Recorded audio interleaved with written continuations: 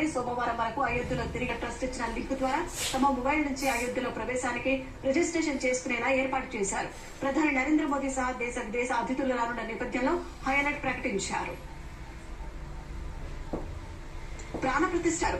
రామాయణంతో సంబంధం ఉన్న ప్రాంతాల్లో పర్యటిస్తున్న మోదీ రాత్రి రామేశ్వరంలో బస చేశారు. ఉదయం అరిచల్ మునైకు వెళ్లారు. లంకకు వెళ్లేందుకు వానరుల సాయంతో శ్రీరాముడు రామసేతును అరిచల్ మునైలోనే నిర్మించినట్లు పురాణాల ప్రకారం చెబుతారు. అక్కడ నిర్మించిన జాతీయ చిహ్నంపై ప్రధాని మోదీ పూలను చల్లి వందనం సమర్పించారు. తర్వాత బీచ్ లో పూలను పరిచి తర్వాత ప్రాణాయామం చేశారు. అనంతరం సముద్రపు నీటితో సూర్యుడికి అర్ఘ్యం సమర్పించారు. తర్వాత ధనుష్ కోటికి వెళ్లిన ప్రధాని అక్కడ కోదండరామస్వామి ఆలయంలో ప్రత్యేక పూజలు చేశారు.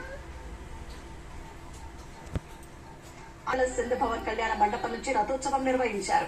బందర్ రోడ్డు రామనామస్మరణతో మార్మోగింది. యానాంలో శ్రీరాముని దివ్య ర్యాలీ నిర్వహించారు. హనుమంతుని జెండాలు చేతబట్టి జై శ్రీరామ్ నినాదాలు చేస్తూ ర్యాలీ తీశారు.